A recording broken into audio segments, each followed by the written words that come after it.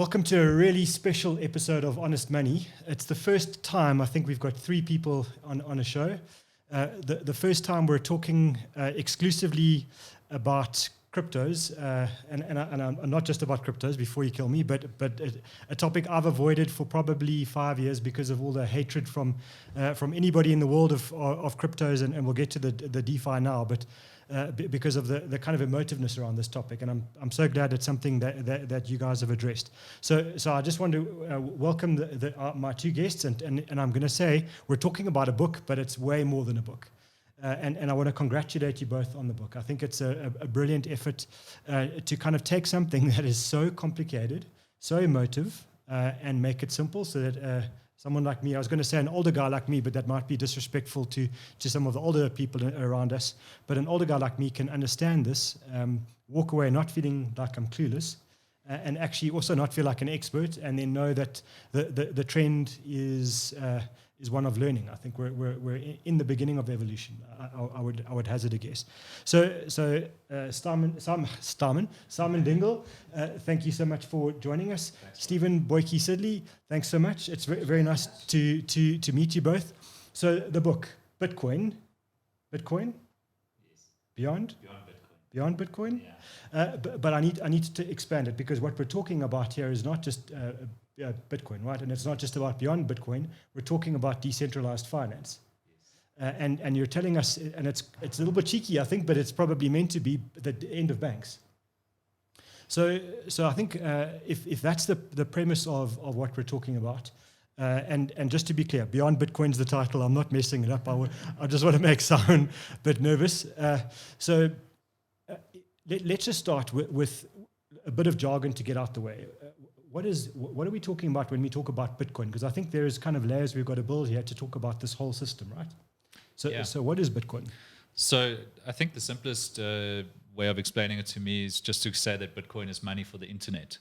But it's also something that was predicted. You know, we had people like Milton Friedman, but also computer scientists, information scientists, people who were at the forefront of what was happening with the internet and connectivity, who kind of saw this as an inevitability. You know, the internet had an impact on our social networks. It had an impact on our business communications. Eventually, it was going to have an impact on the financial system. It was just a question of when.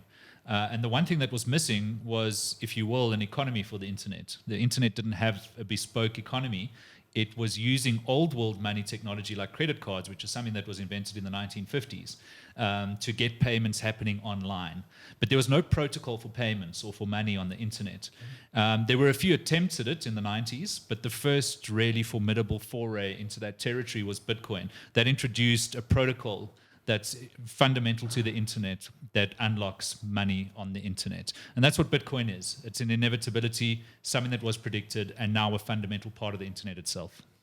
And there's a bit of color to that history as well, because ever since about the mid-70s, when PCs arrived on the scene, a bunch of very clever researchers had tried to wrestle with the problem of how to represent money digitally, and then when the internet arrived, how to transmit it digitally. And these were very smart people, and there were a whole slew of problems that they faced in making it trustworthy, in making it that you couldn't double spend your money, in making it permissionless, etc., etc. And one single very beautiful 9-page paper written by a pseudonymous programmer by the name of Satoshi, everybody knows about, wrote this paper in 2009, which heralded the birth of it. He solved every single one of those problems in a single paper. People sort of compare this to a great work of art. But something else happened which is absolutely critical to why we started to write the book. In about 2014, which is 5 years after Bitcoin had been around and was already operating and was already in a digital economy, there was a skinny teenager by the name of Vitalik Buterin. He was 19 years old. And he had another idea. So he built a Bitcoin-like set of architectural technology plumbing, but he added a layer on the top. And the layer on the top he added was a programming language, just like any other programming language, like C++ or Python or Java. A programming language that was easily comprehensible to anybody who understood how to program. And he said, okay, now I've got this blockchain thingy that looks like Bitcoin, And I have this extra layer in the top, and I present this here to you, the world, to dream up any application you may want to dream up. So any kid from a garage who knew how to program up to a huge software company could now take this blockchain and build anything they could dream of. And the first targets on the backs of the traditional world that these people attacked were the global financial institutions.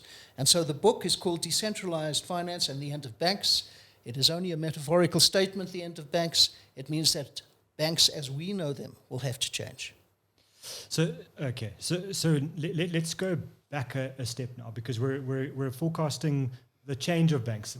But I mean, the end of banks sounds much better. Right? I'll pick up the book then. I'm not going to see the change of banks. Exactly. So I get it. But we've got this thing now, Bitcoin, and we understand that there is a language on top of it. But then all of a sudden we realize that's not good enough. We also need to add something else, which you cover in the book, smart contracts. Yes. So I'd love to just explain that to our audience as well, because that's kind of key in this decentralized finance world, right? You can't do the one without the other. You need something else as well for the whole ecosystem to work. Okay, so let me quickly demystify the word smart contract, which is used within this community. It is simply a computer program.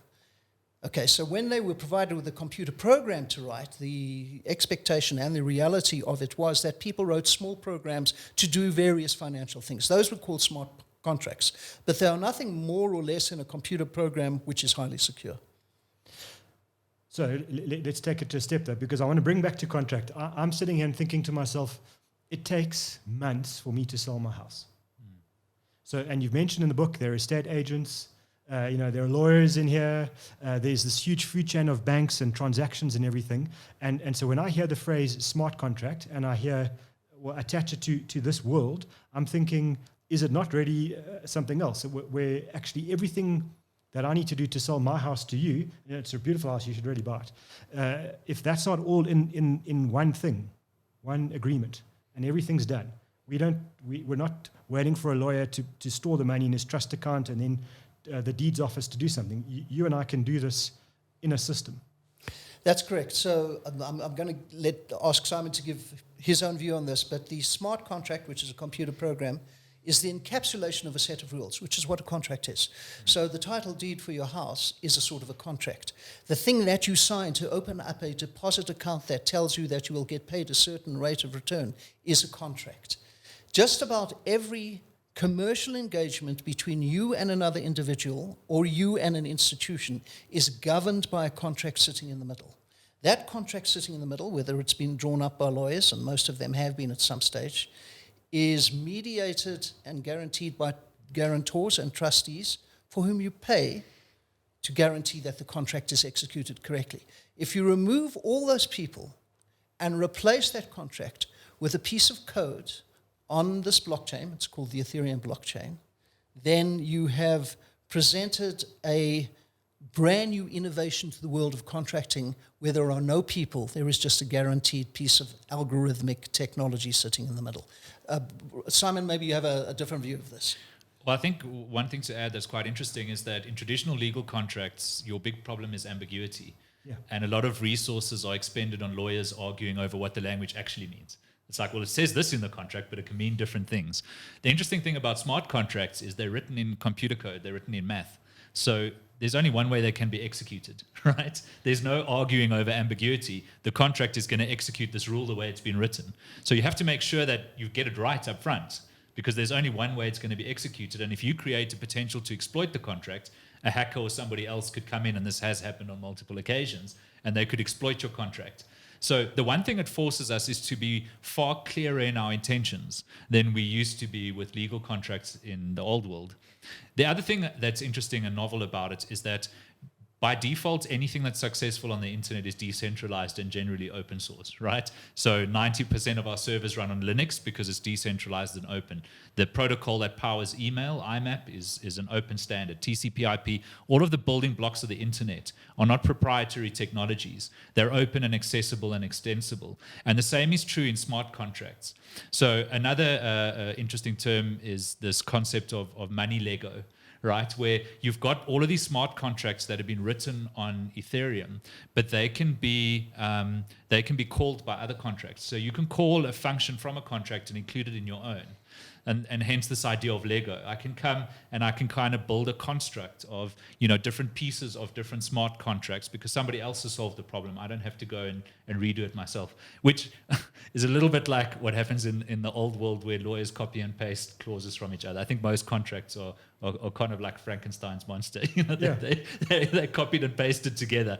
But here it's quite literally composable. So you're calling bits of the contract. Oh, we need a piece that solves this problem. Let's take that piece of that contract, this piece of that contract, and you can very rapidly put together a framework or a system that'll execute in a particular way and is composed of all of these functions from all over the place.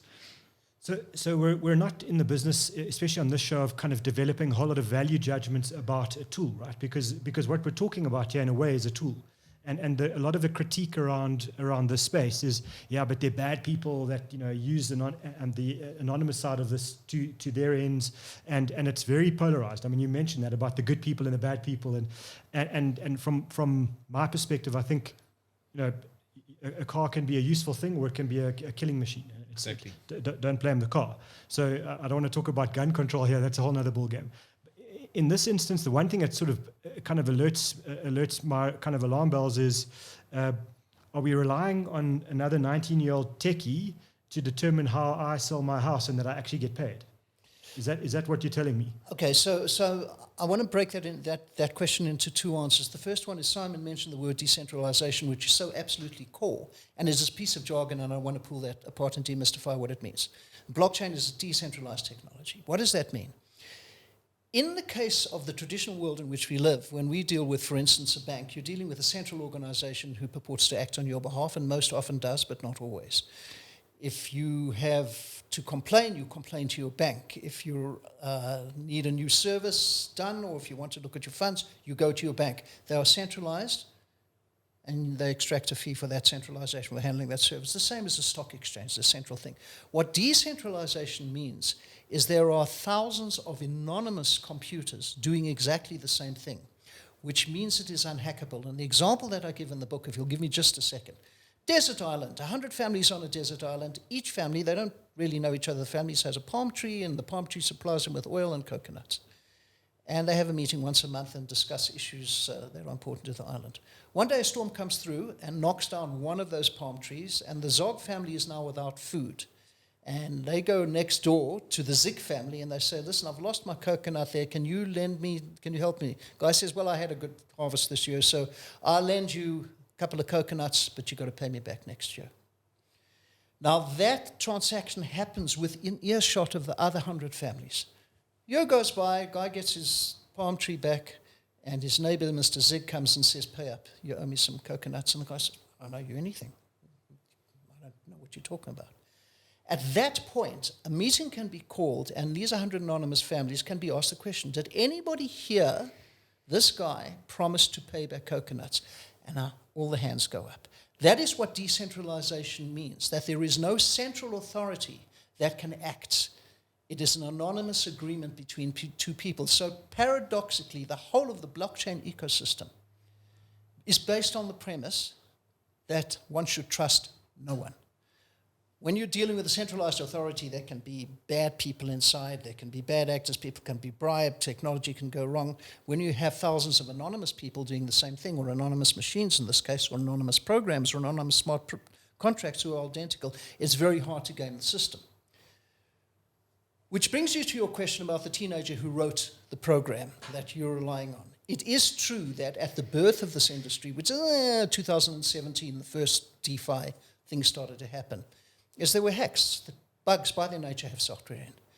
And because the software was vulnerable in some cases, and there were bad people out there, and there was always bad people out there, people went in and stole money.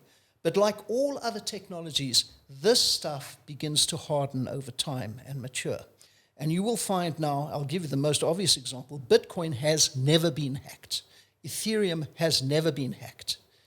Some of the DeFi projects, which I hope we'll get into later in the podcast, have been hacked, realized where the exploit or vulnerability was, lost some money, and closed those lids.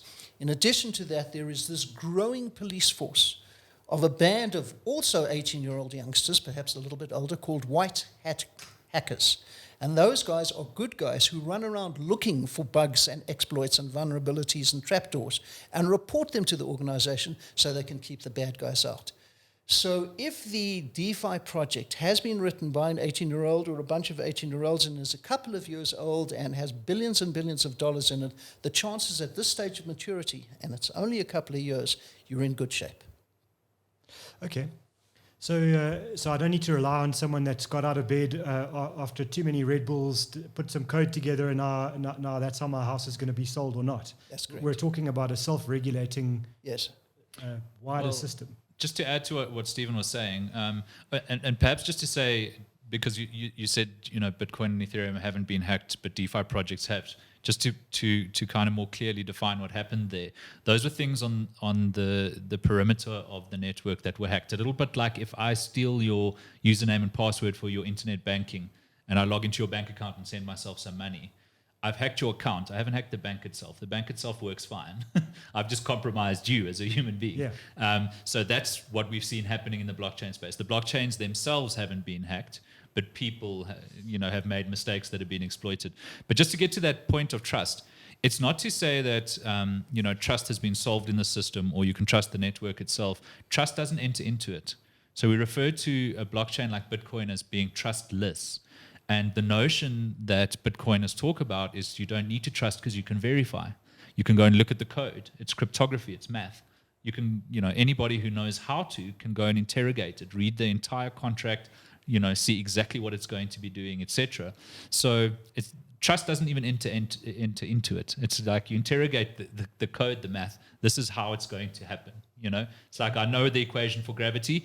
I don't have to trust that when I throw a shot put, it's going to fall to Earth at a certain speed. It's going to fall to Earth at a certain speed every time because this is the math. So we're in a system that's designed on the premise that assume everyone's going to want to act badly, and we create something that prevents that. From the beginning, from the ground up. That's right. You don't need to rely on someone's good intent. The system will eliminate that as much as... It's a lovely way to put it. You do not have to rely on human good intent for blockchain ecosystems like Bitcoin and Ethereum to work. You can even rely on bad intent. It'll still work well. But I do think there's a challenge there because not everybody is going to learn how to interrogate the code themselves. No. And most people don't care and shouldn't have to care. Yeah. And so I think that really speaks to part of what we're saying in the book is it's the end of banking as we know it. It's the end of banks as we know them. But those trust relationships, because we're human beings and because no man is an island, somebody is still going to have to help most people with this stuff. Yes, anybody can interrogate the code and can make sure that the system is robust and will work, etc. And a lot of people will. So I like looking after my own keys. I love running the Bitcoin software on a node myself that I access for my transactions. And I'm able to do that. Cool. But I don't expect everybody in the world to go and learn how to do that, and they shouldn't have to. So we'll still need intermediaries that are going to help people do this. And I think it's I think there are a lot of sort of very extreme factions within blockchain that expect banks to go away entirely and everybody to start doing them themselves. That's obviously not going to happen. No, I mean, it sounds like, the early days of the Wild West, where you had to kind of travel across the whole country, do everything yourself, build everything yourself, and be completely self-reliant. And actually what happened was they created communities of specialists and people that could rely on other specialists, and then something got built. Yeah. And it sounds to me, as you're talking, and as I was reading your book, thinking, this is what's happening here. It's not Wild West in a bad way. This is a new, unexplored... I mean, I don't know what to call it. If we call it an ecosystem, yes, and it's going to have some things fall down, but that doesn't mean that everything falls down, and it doesn't mean the whole thing's bad.